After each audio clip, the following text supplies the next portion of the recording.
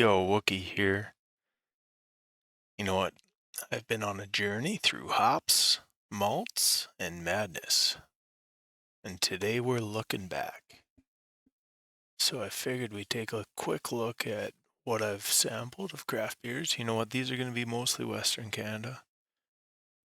One thing with craft beer is generally it's best fresh and wherever you have it. So these are going to be completely subjective views. So let's kick it off. We'll do a top 10. You know what? First one apparently is Bambi's Revenge Double IPA. Sampled this back in 2019. At the time, I gave it a 5, so the environment must have been pretty good because I'm not sure I'd give it that currently, but hey, you know what? It is what it is. Next up, Cabin Rainbow Nation. Great beer. And you're going to see a little bit of a theme. These are going to be mostly Alberta breweries. Float along the establishment white labels. Phenomenal. I don't think you can go wrong with these. Next up, Hybrid India Session Ale. You know, this one's little bit different. Lower ABV than some of the others you're going to see here. But environment depends when you had it. This was back in 2020. Must have been a great time. Super duper. You know, this is a annual seasonal from Cabin. Fantastic. Dublin, New England. You can't go wrong with this. Phenomenal beer. Usually comes out every summer.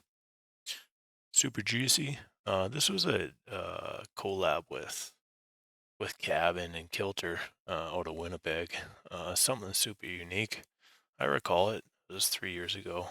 Great beer. Pillow Talk. You know what? 88 does some really good stuff. I haven't seen much of their seasonal stuff lately, but if you do find a seasonal, check it out. Generally, their IPAs are pretty good. Here's a bit of a different one. This is a triple IPA, and you know what? Outcast no longer with us, unfortunately.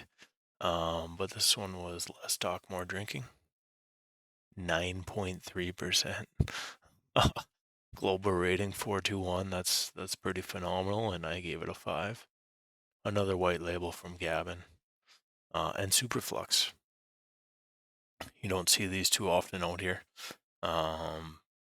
But if you can get your hands on a seasonal Superflux, highly recommend.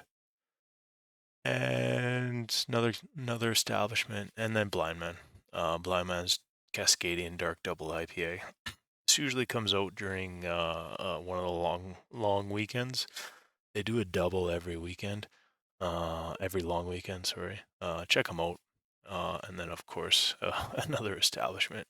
So you can see the top breweries, in my opinion, are Establishment and Cabin. Let's take a look at Low. I don't even recall this beer, uh, but it was back in 2020 a UFO pumpkin apparently. You can see some of the non-memorable ones aren't very memorable because I don't recall them. Spice Mouth, couple of other ones here.